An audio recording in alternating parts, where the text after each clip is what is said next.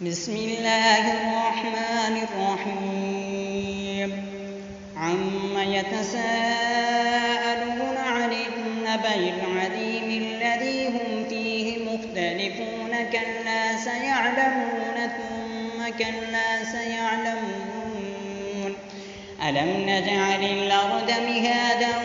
والجبال أوتادا وخلقناكم أزواجا وجعلنا نومكم سباتا وجعلنا الليل لباسا وجعلنا النهار معاشا وبنينا فوقكم سبعا شدادا وأنزلنا من المعصرات ماء ثجاجا لنخرج به حبا ونباتا وجنات ألفافا إن يوم الفصل كان ميقاتا يوم ينفخ في الصور فتأتون أفواجا وفتحت السماء فكانت أبوابا وسيرت الجبال فكانت سرابا إن جهنم كانت مرصادا للطاغين مآبا لابثين فيها أحقابا لا يذوقون فيها بردا ولا شرابا إلا حميما وغساقا جزاء وفاقا إنهم كانوا لا يرجون حسابا وكذبوا بآياتنا كذابا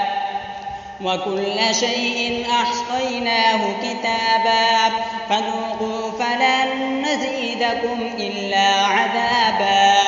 إن للمتقين مفازا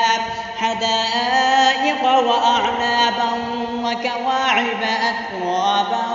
وكأسا دهاقا لا يسمعون فيها لغوا ولا كذابا جزاء من ربك عطاء حسابا رب السماوات والأرض وما بينهما الرحمن لا يملكون منه خطابا يوم يقوم الروح والملائكة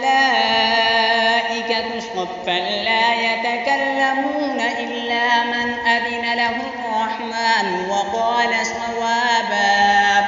ذلك اليوم الحق فمن شاء اتخذ إلى ربه مآبا إنا أنذرناكم عذابا قريبا يوم ينظر المرء ما قدمت